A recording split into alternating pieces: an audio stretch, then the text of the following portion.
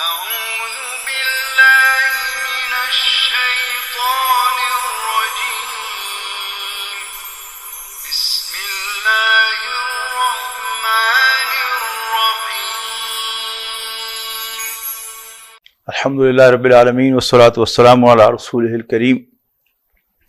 Amma ba'd. Our last Quranic lecture in the series is Surah Al-Hadid. This is Surah number 57, which falls in Juz 27. It may take 3 to 4 sessions to study this surah, and then we will inshallah study Siratul Nabi, the biography of Allah's Messenger sallallahu alaihi wasallam. A'udhu billahi minash shaitanir rajeem. Bismillahir rahmanir rahim. Sabbaha lillahi ma fis samawati wal ard wa huwal azizul hakim. Lahu mulkus samawati wal ard yuhyi wa yumitu wa huwa ala kulli shay'in qadir. Huwa al-awwalu wal akhiru wal zahiru wal batin wa huwa bikulli shay'in alim. Huwa alladhi khalaqa as-samawati wal arda fi 6 ayyamin thumma istawa 'ala al-'arsh يعلم ما يلج في الأرض وما يخرج منها وما ينزل من السماء وما يعرج فيها وهو معكم أينما كنتم والله بما تعملون بصير له ملك السماوات والأرض وإلى الله ترجع الأمور يولج الليل في النهار ويولج النهار في الليل وهو عليم بذات الصدور آمنوا بالله ورسوله وأنفقوا مما جعلكم مستخلفين فيه فالذين آمنوا منكم وأنفقوا لهم أجر كبير وما لكم لا تؤمنون بالله والرسول يدعوكم لتؤمنوا بربكم وقد أخذ ميثاقكم إن كنتم مؤمنين هو الذي ينزل على عبده آيات بينات ليخرجكم من الظلمات إلى النور وإن الله بكم لرؤوف رحيم وما لكم ألا تنفقوا في سبيل الله ولله ميراث السماوات والأرض لا يستوي منكم من أنفق من قبل الفتح وقاتل أولئك أعظم درجة من الذين أنفقوا من بعد وقاتلوا وكلا وعد الله الحسنى والله بما تعملون خبير من ذا الذي يقرض الله قرضا حسنا فيضاعفه له وله أجر كريم. In the Holy Quran we find that these surahs revealed at Makkah and those revealed at Medina have been combined. There are one or more surah from the Makkiyah revealed at Makkah, and then one or more surahs from those revealed at Medina. As far as the volume is concerned, about more than 5 ajza comprise of the surahs revealed at Medina in the beginning of the Quran.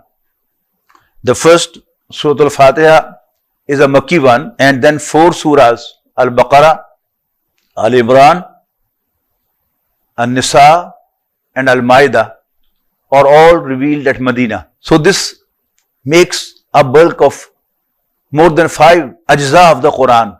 But as far the number of surahs are concerned, this is the most beautiful bunch of surahs revealed at Medina, beginning from Surah Al-Hadid at the end of Juz 7 and going all the way to the end of Juz 28 at Surah Al-Tahrim.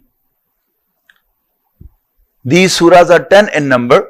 They are revealed in the second half of the messenger's stay, sallallahu alaihi wasallam, at Medina. Another common factor is that the surah before Surah Al-Hadid ends at a command, وَسَبِّحْ بِسْمِ رَبِّكَ الْعَظِيمِ. Make tasbih, hymn the glory of your great Lord. And then the response to this is the start of the surah Al-Hadid, Sabbaha lillahi ma fis samawati wal ard. All that is in heavens and the earth glorifies Allah, makes Allah's tasbih, hymns Allah's glory. And then of these 10 surahs, there are 5 which start from the same. 3 of them start with Sabbaha lillahi, and 2 of them begin with Yusabbihu lillahi ma fis samawati wa ma fil ard. The 3 which start with Sabbaha, and that is in the past tense, in Fi'l Madi, they are Surah Al-Hadid, Surah Al-Hashr, and Surah Al-Saf. We have already studied that. And those which start with Yusabbihu lillahi ma fis samawati wa ma fil ard are Surah Al-Jumu'ah and Surah Al-Taghabun. Both of them we have studied in this series of lectures. Then at the end of Surah Al-Hashr, again in the last ayah, it has been said, Yusabbihu lahu ma fis samawati wal ard, all that is in the heavens and the earth glorifies Allah. Another common feature of these surahs is neither the mushrikeen nor the sons of Israel have been addressed in these surahs, but they are frequently mentioned in these surahs. In fact, to guide the Muslims that those who were given the book before you, they made such and such blunders. You don't do it. You don't make those blunders. So with this we start with the study of this surah. A'udhu billahi minash shaitanir rajim. Bismillahir rahmanir rahim. Sabbaha lillahi ma fis samawati wal ard. All that is in heavens and the earth. This is the idiom for the whole universe in the Quran. Sabbaha lillahi ma fis samawati wal ard. All that is in heavens and the earth, that is in the whole universe, makes Allah's tasbih, hymns Allah, glorifies Allah. Wa huwa al-azizul hakim. He is the mighty, the wise. You can say He is almighty, all wise. As we discussed in Surah Al-Saf, there are 2 different ways in which everything in the universe makes Allah tasbih, hymns Allah, glorifies Allah.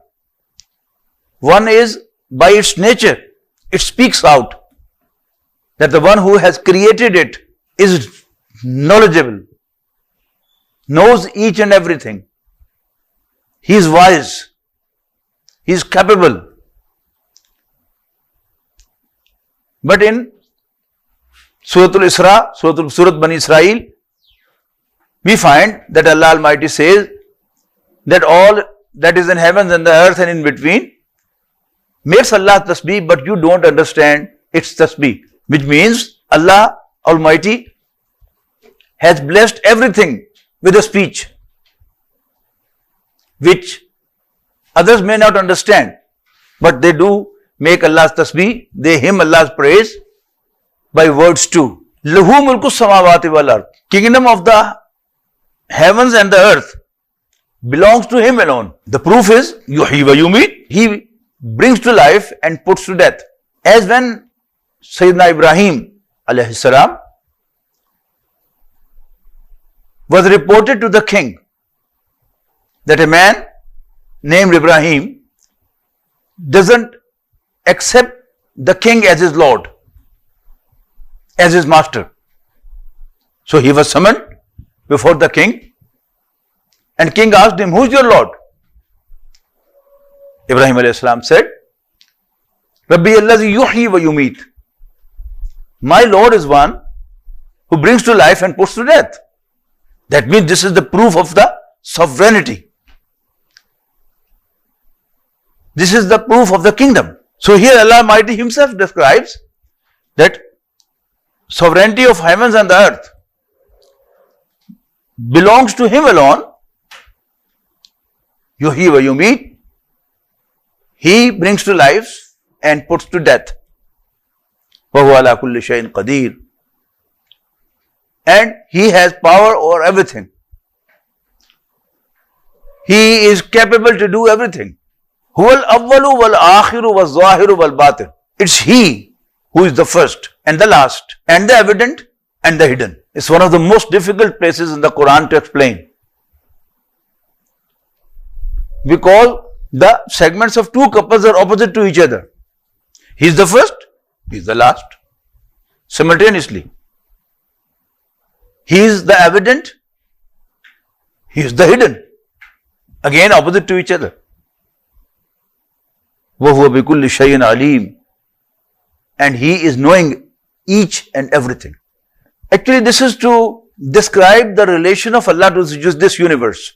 There are two types of creation. One is the carpenter who made this table. How? Wood was already there. Nails were already there. Glue was already there. Instrument to trim were already there. Instrument to cut were already there. He simply took the wood, cut it into pieces, then gave a shape after joining them together, and then the pieces of wood were nailed together and the table was ready. In this type of creation, you need a material, you need a time to fix it, to make it, to join the things together. But when you make it, if you are on that side, you are not on this side. If you are on the right, you are not on the left. If you are above the table, you are not under the table. And if you are beneath, you are not above. Here Allah Almighty is saying, He is the first and He is the last. And He is the evident, the manifest, and He is the hidden. Another type of creation is like we imagine certain object, certain building. I'm speaking from Faisalabad, Pakistan, and there's a clock tower in the center of the town. If I imagine, in my imagination, clock tower of Faisalabad, number one, it will be in my imagination, you won't be able to see it, would you? And that imagination will exist as long as I concentrate on it. As soon as I lose my concentration, my creation is gone. That clock tower is not there anymore. But as compared to me, if there is a magician and who out of his magic creates the same clock tower, and he says, oh, look at the clock tower, there's the clock tower. In fact, it's not here, it's right in the center of the town. But we would all say, oh yes, clock tower, there is a clock tower. In fact, it's not there. Actually, a magician, by his exercises, learns to take control of our willpower. And he makes us see whatever he wants us see, which actually is not there. If a magician can make others see his imagination, we can very well imagine how powerful, how capable Allah should be. that he makes his imagination not only see, but also exist as we also exist. I have an existence. So, a table has an existence. The wall has an existence. You all have an existence. But our image in the mirror is not that real as we are. In theory of relativity, Einstein stated that nothing is at absolute rest and nothing is in absolute motion. Everything is at relative rest and in relative motion until and unless there is an absolute frame of reference. So we exist relative to each other. When we compare each other, we are all same. I am material, this table is material, the floor is material, this camera is material, all this is material. But when we try to compare ourselves with reference to Allah, our reality as compared to Allah is nothing. He is an absolute being and we are relative being. He exists absolutely. We only exist relatively. He is eternal. He is living since ever, to live forever. Whereas we are when we are. When He allows us to exist, we would exist. As long as He allows us to live, we will live. And if He doesn't allow us to live, we would not live anymore. There are different ways to express this. But certainly, as I said, it's one of the most difficult places of the Quran to explain. One simple way of explanation, a bit lighter to understand, is as Rasulullah sallallahu alaihi wasallam, when he used to get up for tahajjud, he used to address Allah and say, Allahumma anta al-awwalu wa laysa qablaka shay.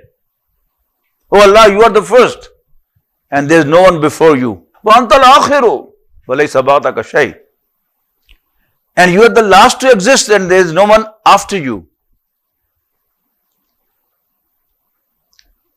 Allahumma anta zahiru. Zahir is the back.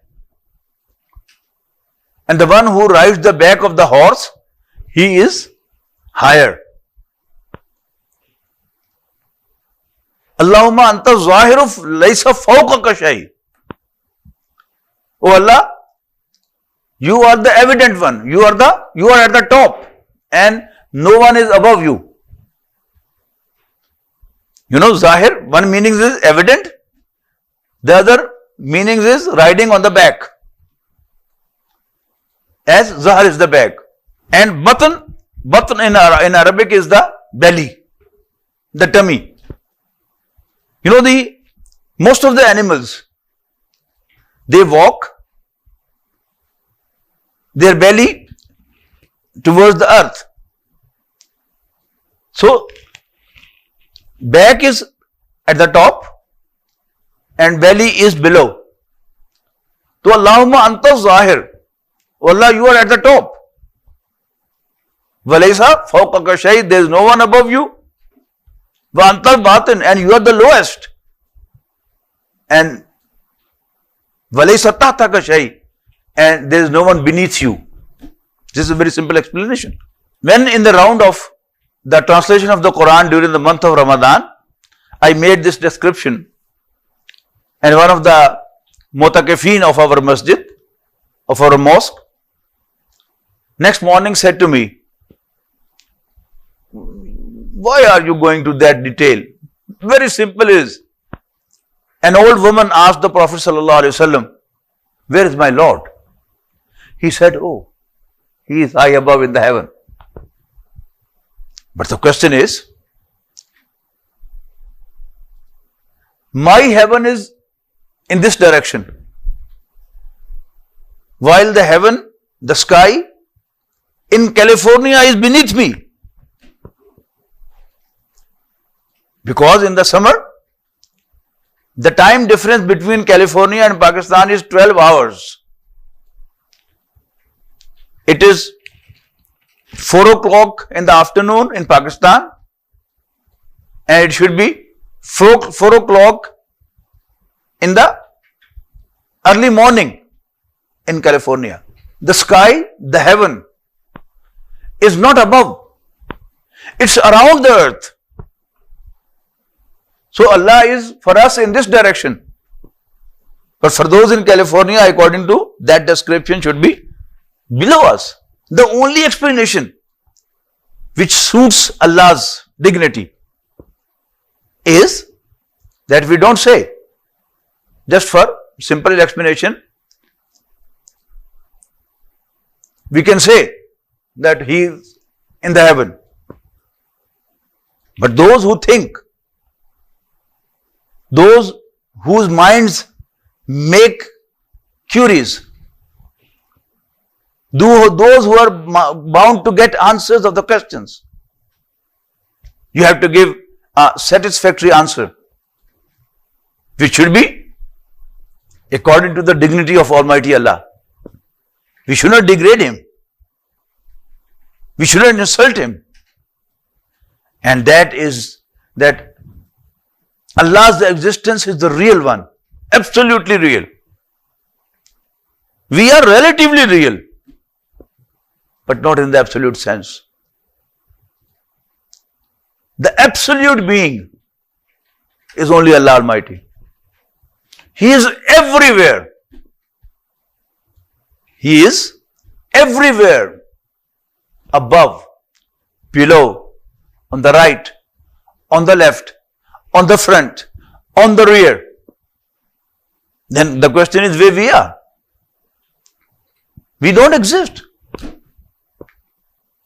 As in Ayatul Kursi we study, Allahu la ilaha illahu. It's Allah, that there is no one worthy of worship besides Him. Al-Hayyul Qayyum, the living, the sustainer. What does it mean? Allah Almighty is existing on His own. But for all other than Him, He is the sustainer. As long as He sustains, He allows the sustenance of this universe would exist. And the moment He doesn't allow this universe to exist anymore, it won't exist anymore. When a big Shaykh, Bayezid Bustanavi, rahimahullah, was asked by one of his disciples, what would be the scene when nothing existed except Allah? And he smilingly said, Al-An kama kan, is the same today. This moment. Even this moment, even at this time, it's only Allah who exists in the absolute sense. We only exist relatively. But when we compare our existence, when we compare the existence of this universe, existence of sun and the moon, and the planets and stars, no one exists as compared to Allah's existence. So in the absolute sense, huwa al-awwalu wal akhiru wal zahiru wal batin. He is the first and the last and the evident, manifest and the hidden. Wa huwa bi kulli shay'in alim. And He is knowing everything. Huwallazi khalaqa as-samawati wal arda fi sittati ayyam. It's He who created heavens and the earth in 6 days. And keep in mind, these are Allah's days, not our days. Our day is only of 24 hours.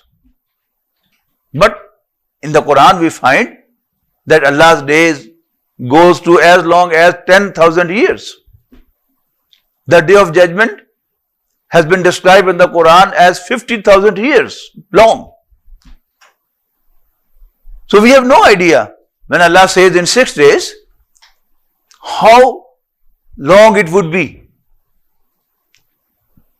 But Allah has described that Allah created heavens and the earth in 6 days. Another important thing which you should note is that Allah Almighty uses different terms. One is Amr, and Allah Almighty says, Innama amruhu iza qada iza arada shay'an an yakula lahu kun fayakun. Whenever Allah decides an Amr, decides something through Amr, through His command, He simply says, be, and there it becomes. But when He uses the word creation, it means that He brought it to existence, into this form, into this shape, step by step. So our scientific knowledge regarding the universe is changing day by day. But as for the understanding that we have today, there was a Big Bang.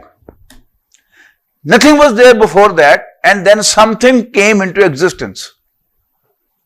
And then the changes started. Now, the changes were actually the creative process.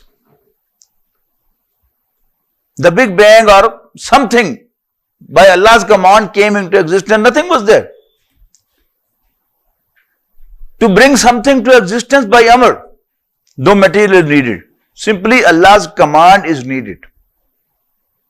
Allah's command was decreed and something came into existence, and then the changes, one after another took place, and finally this universe in this form came into existence.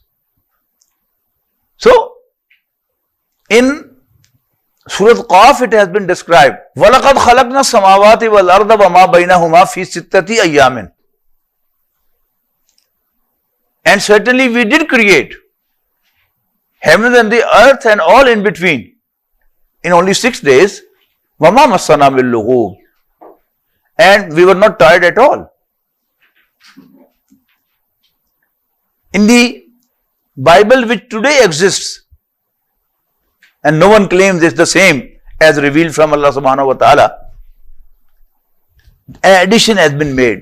Allah created this universe in 6 days, and on 7th day, Allah took a rest. And from here the concept of weekend arises.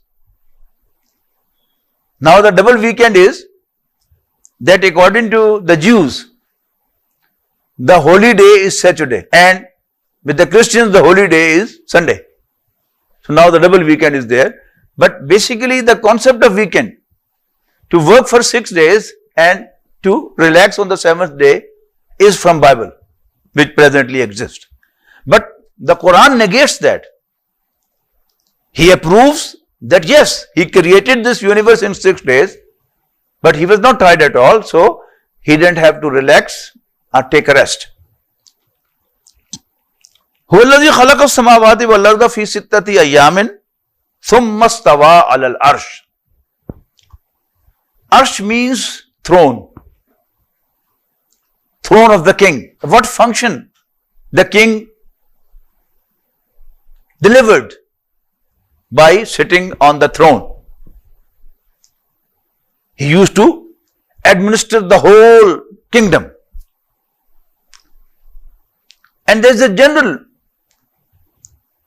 way of explanation. Some scholars,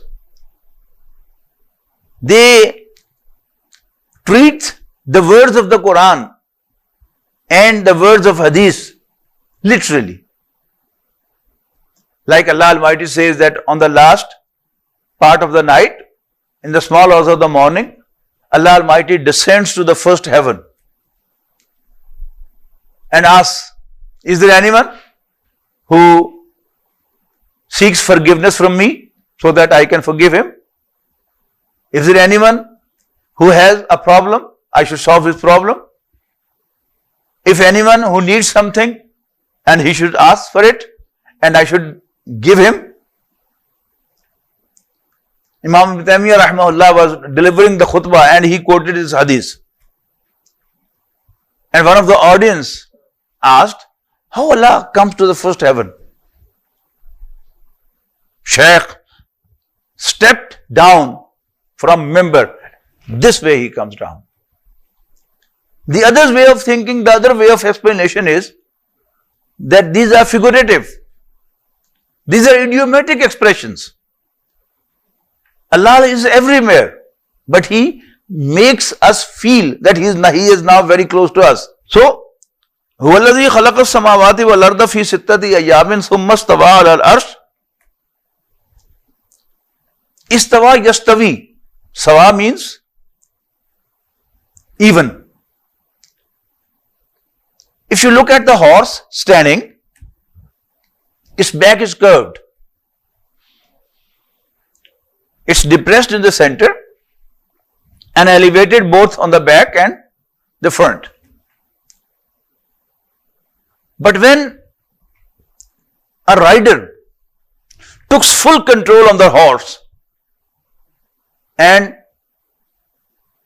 he is running with full speed, and you have a side view of the horse while running very fast, its back becomes straight.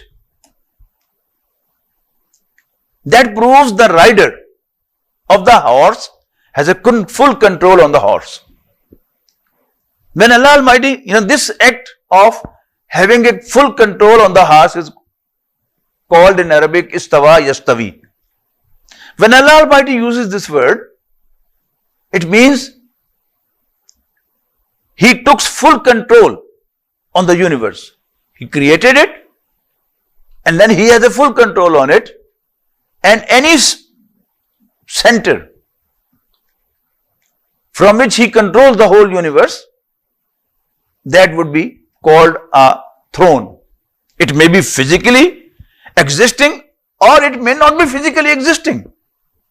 Allah Almighty has all power that He can control without any center, without any cable, without any magnet, but He is controlling the whole universe. And then the idiomatic expression is summa stawa ala al-arsh.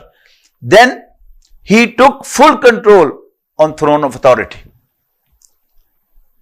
Ya'lamu ma yaliju fil ard wa ma yakhruju minha. He knows all what enters the earth and what comes out of it. وَمَا يَنْزُلُ مِنَ السَّمَاءِ, and all that descends from heaven and what ascends to it. And the previous explanation, as you in your imagination are everywhere. You are inside, you are outside, you are above, you are beneath, you are on the right, you are on the left.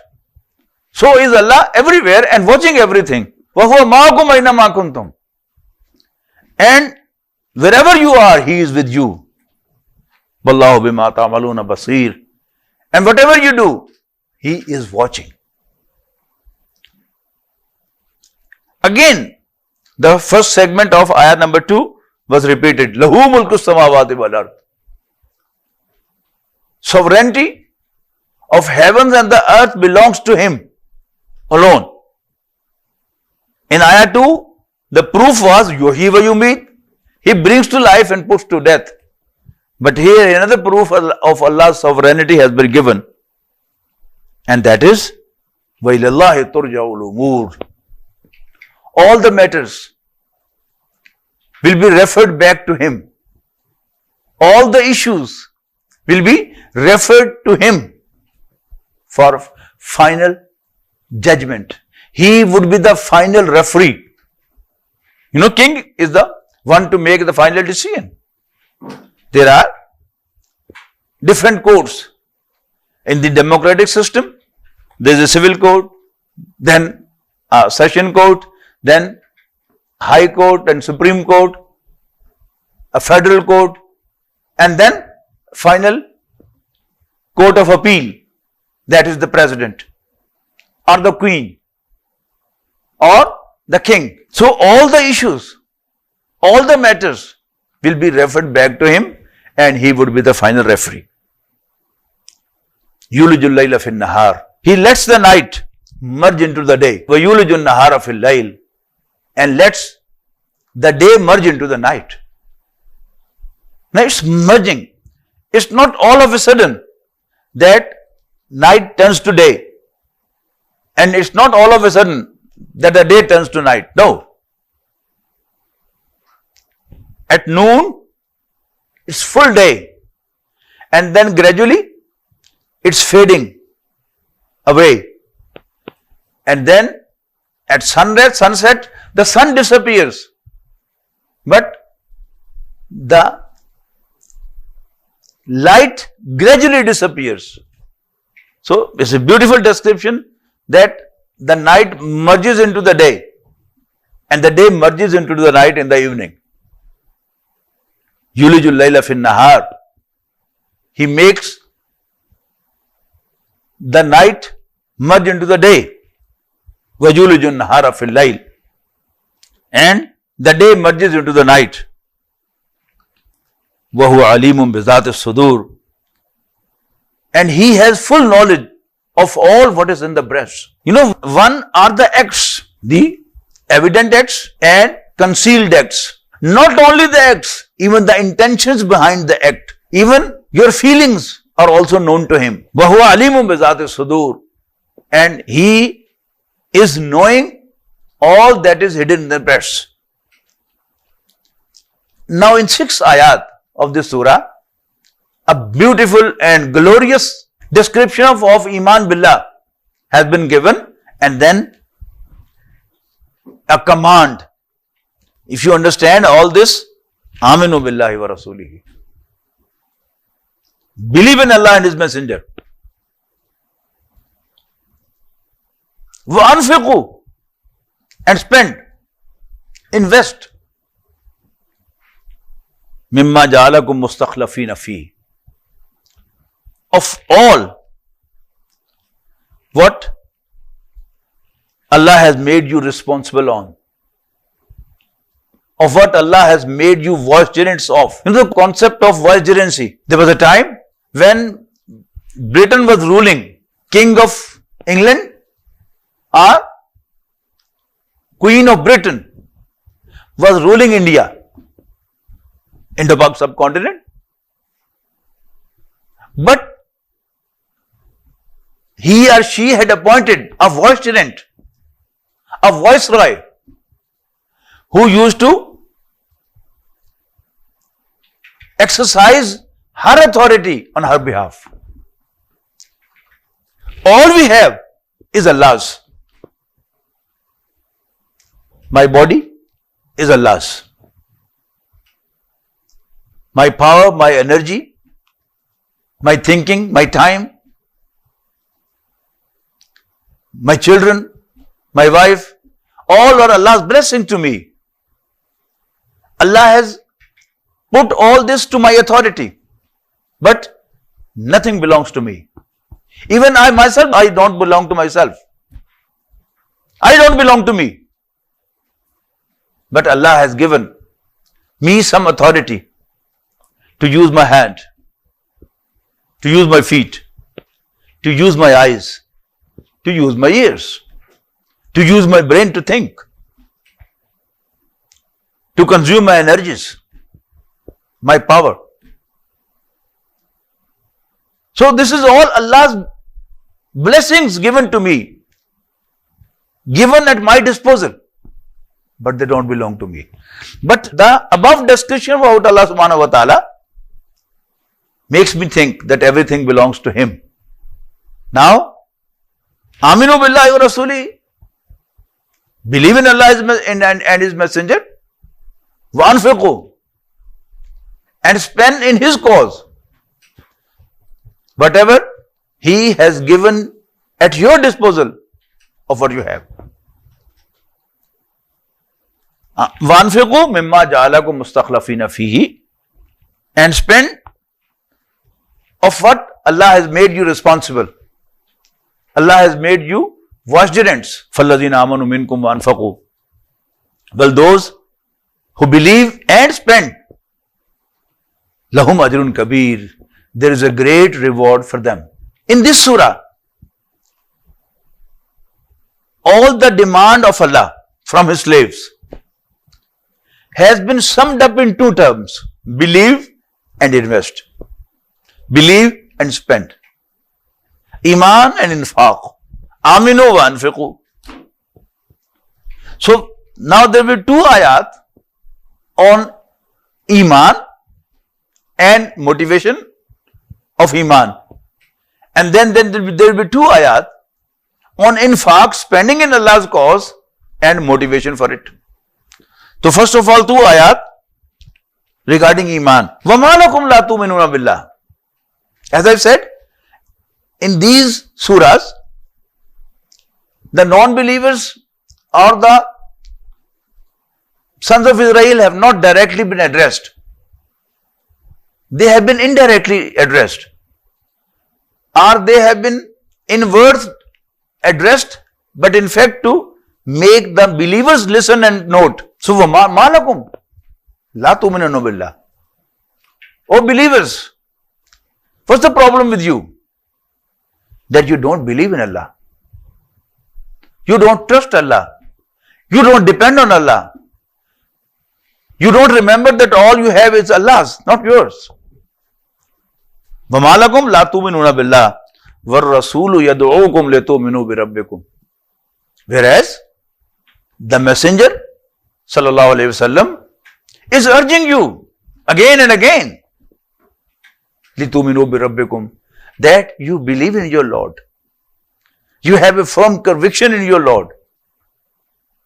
You have a trust in your Lord. You rely on your Lord.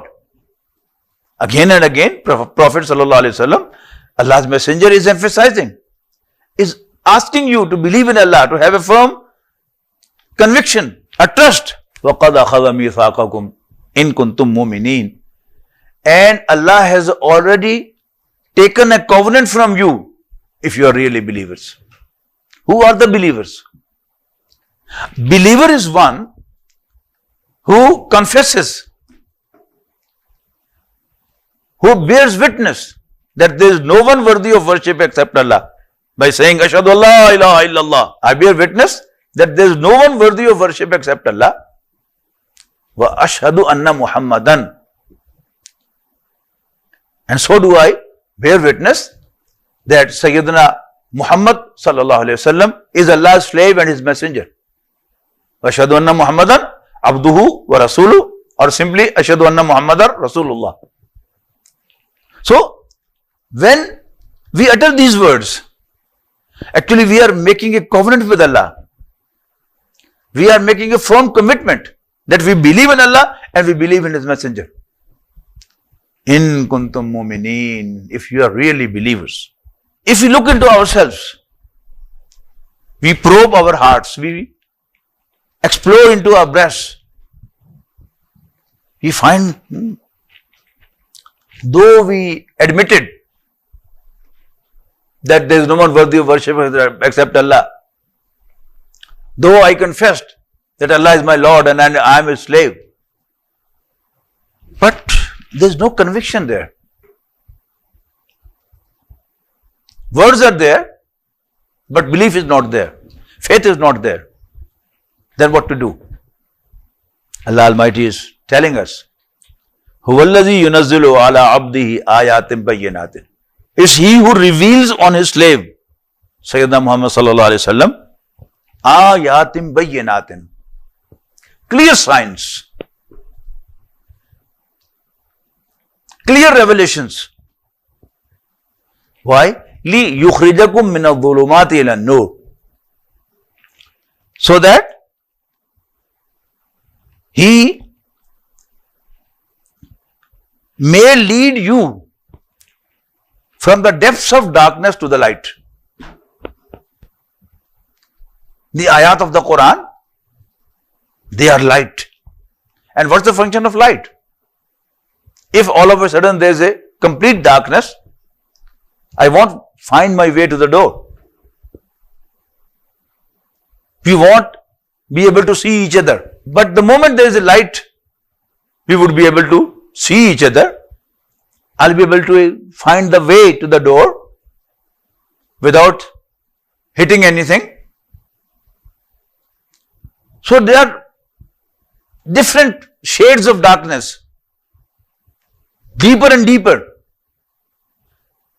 If you don't believe in Allah, this universe is completely dark. And there is a tricky road in the mountain area, but your driver is very alert, capable and alert.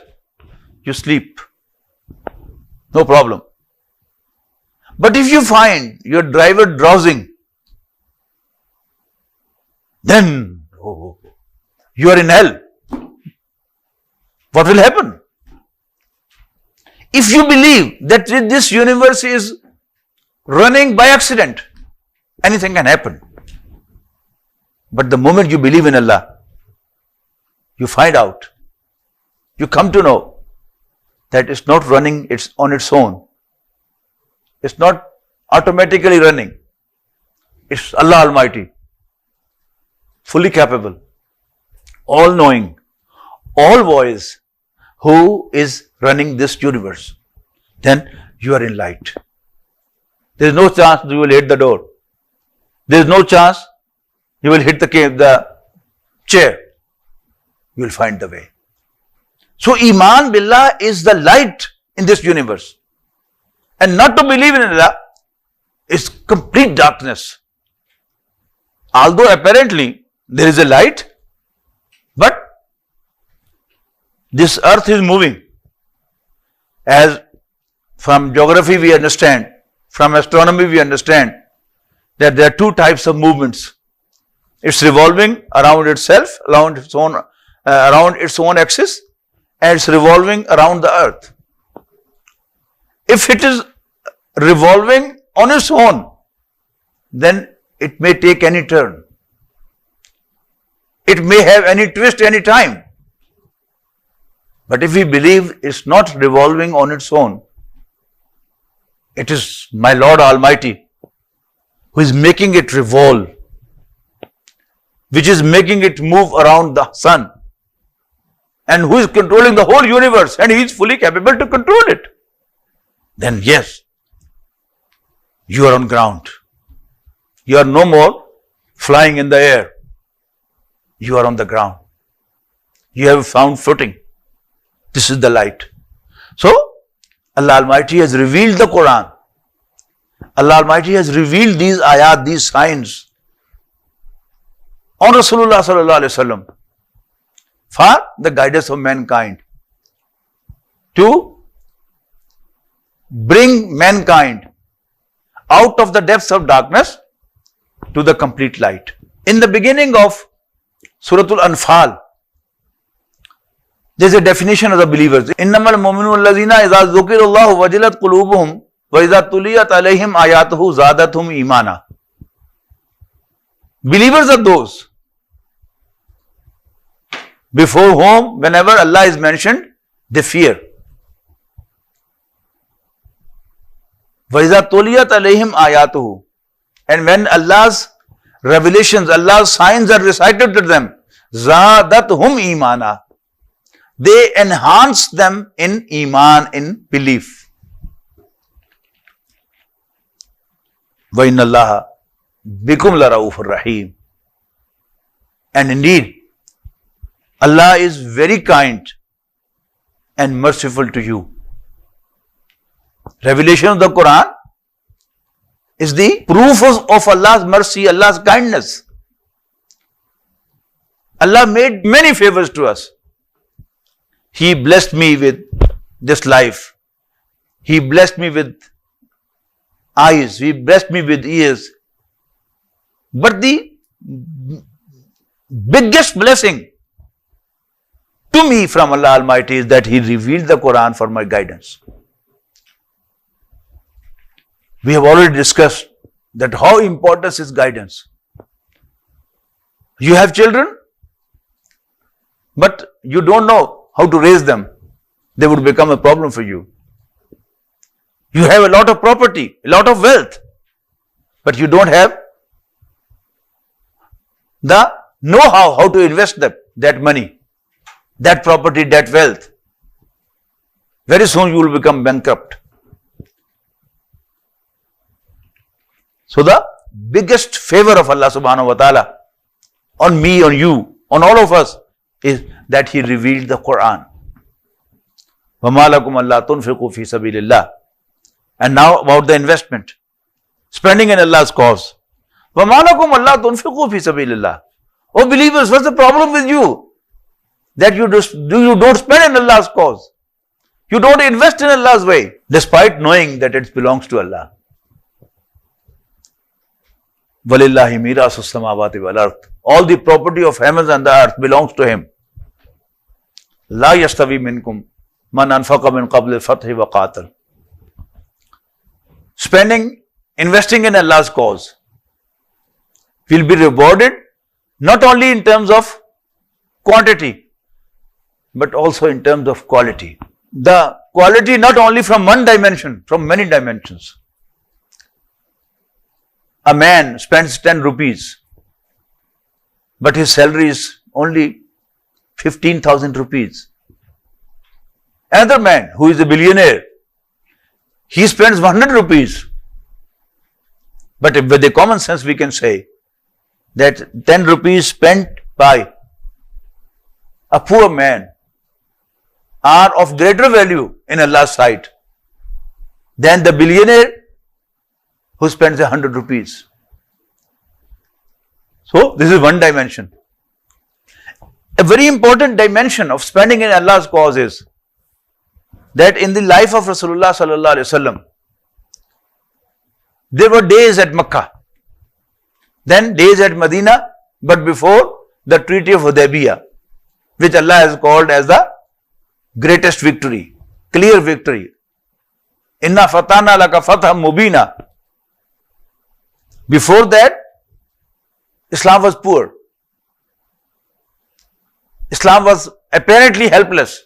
But after that, everyone could understand that Islam is now on his way to top.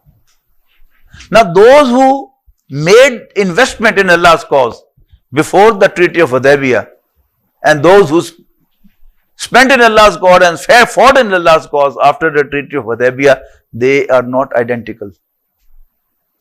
They would not be treated same by Allah subhanahu wa ta'ala on the day of judgment. So Allah Almighty says, La yastawi minkum man anfaqa min qabl al-fathi wa qatala. Those of you who spent in Allah's cause and fought in Allah's cause before the victory, they are not equal to those who will do after that. Ulaika azamu darajatam min allazina anfaqu min ba'du wa qatalu. They are the greater ones in terms of ranks, min allazina anfaqu min ba'du wa qatalu, than those who made the same investment and fought in the same way, but after the victory. وَكُلًّا وَعَدَ اللَّهُ الْحُسْنَى. Though Allah has made a good promise to everyone, as we find in Surah Al-Qariyah, وَمَنْ يَعْمَلْ مِثْقَالَ ذَرَّةٍ خَيْرًا يَرَهُ. Anyone who has done a spot, a particle, he will find it there in his book of account, and he will be rewarded for that. Wallahu bima ta'maluna khabir. And whatever you do, Allah is fully aware of it. Barakallahu li wa lakum fil Quran al-Azim. Nafani wa iyyakum bil ayati wa dhikr al-hakim.